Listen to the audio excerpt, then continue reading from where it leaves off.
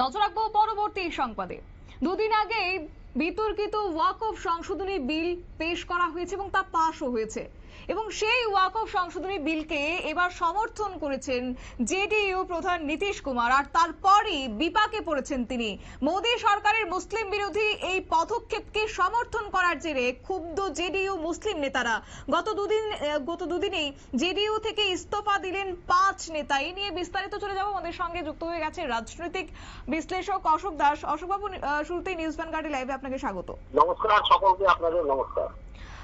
এই যে সংশোধনী বিলকে সমর্থন করেছে নীতিশ কুমার, সেই নিয়ে শুরুতে কি বলবেন, আপনার মতামত কি রয়েছে?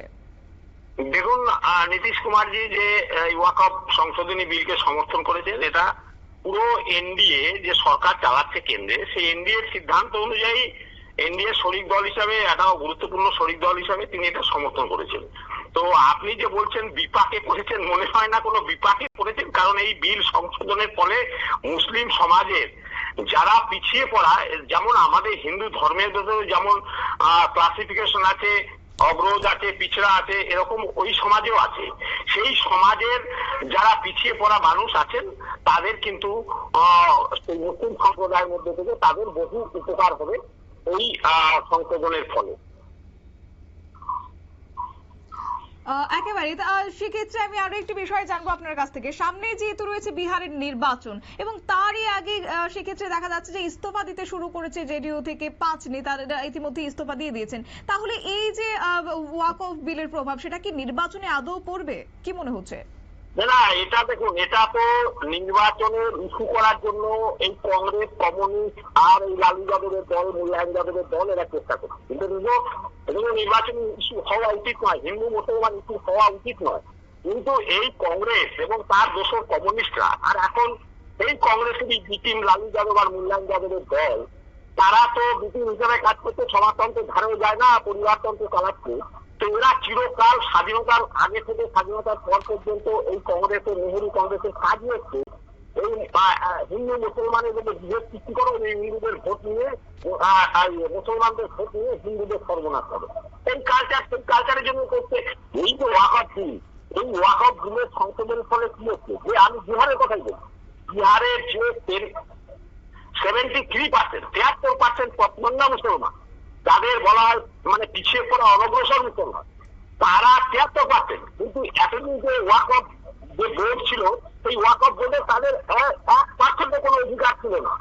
আজকের এই নতুন বিলের ফলে এই 73% পশ্চিমবঙ্গ মুসলমান, যারা পিছিয়ে পড়া মুসলমান, তারা বিহারে যারা 73%, তাদের সব থেকে বেশি উপকার হবে, তারা এই বোর্ডে যেতে পারবেন। আবার সব থেকে বড় কথা, আমি একটা বলছি, এই যে কদিন আগে আমি দেখছিলাম যে আরিফ মোহাম্মদ খান, যিনি রাজ্যপাল আছেন বিহারে, তিনি বলছেন 1983 সালে একটা বিল পাস হয়েছিল মুসলিম মহিলা যাদের উপরে নানা রকম ভাবে পীড়ন হচ্ছে তাদের রক্ষা করার জন্য একটা আইন তৈরি হচ্ছে।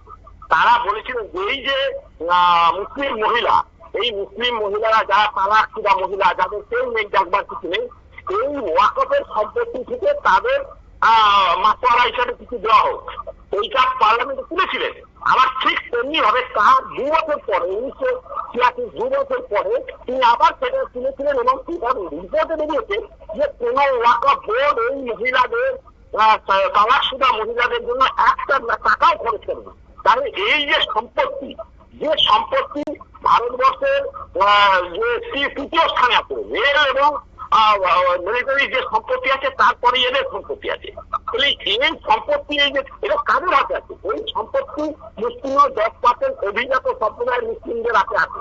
তাদের কাছ থেকে সম্পত্তিটা চলে যাচ্ছে, সাধারণ মুসলিমদের হাতে যাবে এবং সাধারণ মুসলিমরা তার গরিব ছেলেমেয়েরা কাজ নানান ভাবে পড়াশোনার জন্য যারা বা অফিস হয়ে পড়তে পারে, তারা যে সুযোগ সুবিধাটা পাবে সেইটা এখন পাবেন। আগে তারা পেত না, আগে কোনো অভিযোগ হতো না, কোনো হিসাব দেওয়া হতো না, এখন এটা অভিযোগ হবে, হিসাব দেবে। সবথেকে বড় কথা, ওয়াকফ যদি ধরুন, আপনি যেমন আগরতলা আপনার স্টুডিও আছে, আমি যেমন কলকাতাতে আছি, আমার বাড়িটা যদি এসে বলে দেয় ওয়াকফ সম্পত্তি, বা আপনার আগরতলা আপনার যে স্টুডিওতে যদি এসে বলে দেয় ওয়াকফ, একটা নোটিশ করে দিয়ে যাবে যে এই বাড়িটা ওয়াকফের সম্পত্তি, আপনি কোর্টে যেতে পারবেন না, ডিস্ট্রিক্ট ম্যাজিস্ট্রেটের কাছে যেতে পারবেন না, কোন জায়গায় যেতে পারবেন না, আপনাকে যেতে হবে ওই ওয়াকফ বোর্ডের কাছে, ওয়াকফ ট্রাইব্যুনালে। এই যারা তানাশাই আইন কংগ্রেস তৈরি করেছে, সেই জায়গা থেকে আজকের নতুন আইলে সে শুধু হিন্দুর উপরে হয়নি, সে শুধু মুসলমানের উপরে হচ্ছে। তারা আজকে ডিস্ট্রিক্ট ম্যাজিস্ট্রেট কাছে যেতে পারবেন, তারা বিচারালয়ে যেতে পারবেন, তাকে কাগজ দেখাতে হবে যে হ্যাঁ এটা ওয়াকফের সম্পত্তি আছে, এটা আপনাকে থাকতে হবে। আগে কি হতো, তাদের কোনো কাগজ দেখাতে হতো না, তাদের শুধু নোটিশটা জারি করলে হতো। এই যে টানাটানি আইন কংগ্রেস তৈরি করেছিল, এইগুলো কিছু সংশোধন হয়েছে। তারা কটা হাসপাতাল তৈরি করেছে, কটা আপনার স্কুল কলেজ ইউনিভার্সিটি তৈরি করেছে এই ওয়াকফ সম্পত্তি নিয়ে করেনি। আর যারা বলছেন ভয় পাচ্ছে চলে যাবে, কোনো যাবে না। এই আইনের মধ্যে প্রভিশন আছে, কোনো মসজিদ যাবে না, কোনো দরগা যাবে না, কোনো কবরস্থান যাবে না, কেউ সেটা নিতে পারবে না। তাহলে সমস্যাটা কোথায়? সমস্যাটা কিছুই নেই, সমস্যাটা একই জায়গায় যে অভিজাত মুসলিমরা সারা ভারতবর্ষের এই সম্পত্তিকে দখল করে রেখেছে, তারাই ভোট দখল করছে, তারাই খাচ্ছে যাচ্ছে, সেইটাকে এখন এইভাবে কবজা করে রাখা যাবে না। সমস্ত সাধারণ মুসলিমের মধ্যে তার বাটোয়ারা করতে হবে। এই জন্যই তারা আজকের সেই সম্প্রদায়কে ভুল বুঝাচ্ছে। আর বলছেন আপনি মুসলমানরা নেতারা তারা চলে যাচ্ছেন জেডিউ ছেড়ে, না কেউ জানি। এই যে 5 জন গেছেন তার মধ্যে আমি একজনের কথা বলি যতদিন জানি, সে আগে প্রথম সিঙ্গেল নিয়ে লড়েছিলেন 2020-এ। প্রথম সিঙ্গেল মানে কি আপনারা জানেন? কোন পার্টি প্রথম মানে বাংলায় বলে ঘুরি, সেই ঘুরি চিহ্ন দাঁড়িয়েছিল, তার জামানত দেখতে হবে। তবে কি এই মুহূর্তে আরেকটি বিষয় কমনওয়েলথ নেতা, আরো একটি বিষয় আপনার কাছ থেকে জানতে যাবো, তবে কি এই মুহূর্তে নীতিশের যারা মুসলিম নেতারা রয়েছে তাদের নিজেদেরকে এবার কোন কৌশলে আনতে কিংবা সেই মুসলিম নেতাদের নিজের অনুকূলে টানতে লালু প্রসাদ যাদব কি এবার নতুন করে কোনো কৌশল হাতে নিতে পারে? আরে লালু প্রসাদ যাদব কি বলবেন, নিজেই তো কমনওয়েলথ পাস করে সবসময় যেতেন, ওয়াই তৈরি করে মুসলিম এবং যাদব তৈরি করে। এটা একটা কমনওয়েলথ ভাবধারা নয়। এই কমনওয়েলথ ভাবধারা, এই কংগ্রেস যে ভাবধারা, এই কমিউনিস্টের যে ভাবধারা, শুধু হিন্দু বিদ্বেষী কথাবার্তা বলো আর মুসলিম পোষণের ঝান্ডা উড়াও, তাহলেই সেকুলারিজম। এরা এই যে কংগ্রেস কমিউনিস্ট এবং এই যে তার যে দোষর লালু যাদব বা মুল্লায়ন যাদবের যে দলবল বাহিনী, এরাই কমিউনিস্ট, এরাই সাম্প্রদায়িক। ওই সাম্প্রদায়িক ভাবধারাকে দিয়ে রাখতে চায়, সেটা নীতিশ কুমার কখনো কাজে কোনোদিন করেননি, আগামীও করবেন না। একটা উদাহরণ দিই, ভাগলপুরের দাঙ্গা ছিল কংগ্রেস আমলে, সেই দাঙ্গার কোনো বিচার কেউ পায়নি মুসলিম সম্প্রদায়ের মানুষ।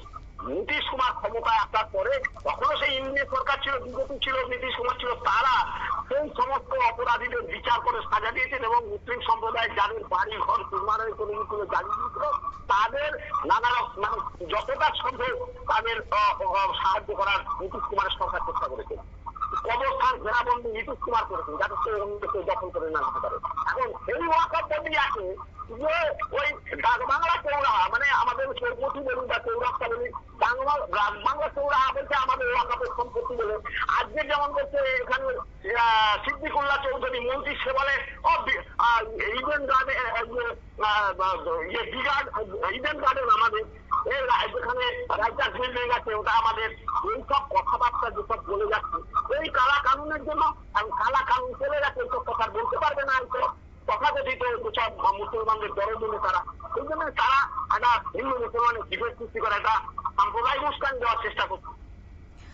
2025-এ দাঁড়িয়ে ওয়াকফ সংশোধনী বিল পাশ হয়েছে, আর সেক্ষেত্রে যে একটি বিষয় খেয়াল করতে হয়, এই যে ওয়াকফ সংশোধনী বিল পেশ করার সেক্ষেত্রে পরিকল্পনা কেন্দ্রের আগে থেকেই ছিল, বলতে পারি যে বহু বছর আগেই তাদের সেই পরিকল্পনা ছিল, কিন্তু সেই জায়গায় দাঁড়িয়ে 2025 পর্যন্তই কেন অপেক্ষা করতে হলো?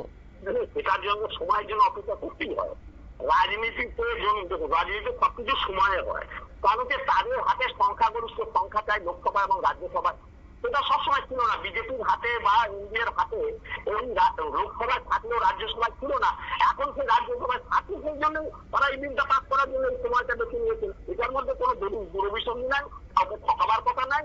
এইটা একটা সুস্থ ব্যবস্থা যে এত সারা ভারতবর্ষের এত যে সম্পদ, এই সম্পদ গুলো মুসলিমের কয়েকজন মানুষ ভোট দখল করে খাচ্ছিল মুসলিম ধর্মের নামে, সেইটাকে যাতে সাধারণ মুসলিমের মধ্যে সেই সমস্ত সম্পদ তার অর্থ যাতে ব্যয় হয়, তার জন্যই এই আইনটা এসেছে। এটা মুসলিম সম্প্রদায়ের কোনো ক্ষতি করার জন্য এই আইন আসেনি। একদিকে মোদী সরকার বলছে যে এই ওয়াকফ সংশোধনী বিল সেটা ঐতিহাসিক পদক্ষেপ, এবং অন্যদিকে 2025 সালে সেটাকে ফুলফিল করেছে কার্যত বিজেপি, কিন্তু সেই ক্ষেত্রে এটারই বিরোধিতা করছে বিরোধী দলগুলো। তাই এই যে বিরোধী দলগুলোর বিরোধিতা করা, তার পেছনে কি নতুন কোনো রাজনৈতিক অঙ্ক থাকতে পারে, সেটা কি মনে করছেন আপনি? তাদের বিরোধিতা করার একটা উদ্দেশ্য, কারণ হচ্ছে তারা পজিটিভ কোনো এজেন্ডা তাদের কাছে নেই মানুষের কাছে ভোট পাওয়ার জন্য। এই নেগেটিভ এজেন্ডা এবং সাম্প্রদায়িক এজেন্ডা চালিয়ে তারা যেভাবে 1947 সাল থেকে কংগ্রেসরা রাজত্ব চালিয়ে এসছে, ঠিক সেইভাবে এখানে মমতা ব্যানার্জি বলুন, এখানের কমিউনিস্ট বলুন, আর দিল্লির কংগ্রেস বলুন, আর মুলায়ম যাদব, আর উত্তরপ্রদেশ আর বিহারের লালু যাদব বলুন, একই এজেন্ডাদের কোনো মানে পজিটিভ কোনো চিন্তাধারা নাই, ভারতবর্ষকে এগিয়ে নিয়ে যাওয়ার উন্নয়নের কোনো পরিকল্পনা এদের মাথায় নাই। একটাই হিন্দু মুসলমান বাটোয়ারা করে আর মুসলমানদের ভোট নাও, যেমন মমতা ব্যানার্জি যেখানে 32% মুসলমানদের ভোটের জন্য সে যাত্রী তাই করে যাচ্ছে। এই যে দেখুন মালদাতে, সেখানে বলা হলো একটা বিশাল মিছিল যে হিন্দুদের উপর অ্যাটাক করে বললো এই মুর্শিদাবাদ, মালদার মোথাবাড়ি হিন্দু শূন্য করে দেবো। মমতা ব্যানার্জি মুখে একটাও কথা নেই। তাহলে এইটা কি সব থেকে বড় সাম্প্রদায়িক দেশের বিষয়? সেই বিষয় নিয়ে কংগ্রেস একটা কথা বলেনি, এখানে কমিউনিস্টরা মুখ নাড়ে না, তো একদম মানে মনে হয় যেন মৌনব্রতা বরণ করছে। এরা মুখে এক কথা বলে, কাজে এক কথা বলে। শুনুন, আমাদের মানে যদি বলে নীতিশ কুমার ওই চায়নার নির্দেশে চলে না, আমেরিকার জর্জ সোরসের নির্দেশে চলে না, সেখান থেকে টাকাও আসে না নীতিশ কুমারের কাছে, নীতিশ কুমারের ভয় নেই। নীতিশ কুমার মানুষের জন্য কাজ করে, মহিলাদের জন্য নিরাপত্তার জন্য কাজ করে, মহিলাদের অগ্রগতির জন্য সে কাজ করেছে। এবং আজকের কোন রাজ্যে নেই, প্রায় 35% মহিলা আজকে পুলিশের নিয়োগাকে ভর্তি আছে। তাতে যদি বিহারে কখনো যান, প্রত্যেকটা শহরে, পাটনা থেকে আরম্ভ করে, ভাগলপুর থেকে আরম্ভ করে, দারভাঙ্গা থেকে আরম্ভ করে প্রত্যেকটা জায়গায় যাবেন, সেখানে এই ল অ্যান্ড অর্ডারকে মেনটেন করতে 35% মহিলা, সমাজের একটা সব থেকে যারা বড় অংশ। এটা কোন রাজ্যে আছে?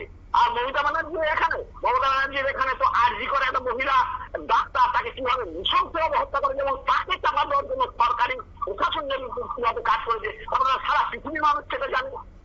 তাহলে এর তুলনা নীতিশ কুমারের সঙ্গে এদের হয় না। নীতিশ কুমার আলাদা জিনিস, এরা আলাদা জিনিস। একেবারে ধন্যবাদ আপনাকে। হ্যাঁ, নমস্কার। আপনারা শুনলেন রাজনৈতিক বিশ্লেষকের বক্তব্য, অর্থাৎ ওয়াকফ সংশোধনী বিল পেশ হওয়ার পরে রীতিমতো বিরোধীদের একের পর এক জিগির, এবং তারা বিরোধিতা করছে রীতিমতো মুসলিম বিরোধী। অন্যদিকে এই মুসলিম বিরোধী আইনকে এবার সমর্থন করেছে নীতিশ কুমার, এবং যার জেরে নির্বাচনে, অন্তত বিহারের সামনে নির্বাচন রয়েছে এবং তার আগে একটা বিপাকে পড়তে চলেছে আমরাই মনে করছি, কিংবা ইঙ্গিত রয়েছে রাজনৈতিক মহলের। নিয়ে নিচ্ছে ছোট্ট একটি বিজ্ঞাপন বিরতি, সঙ্গে থাকুন।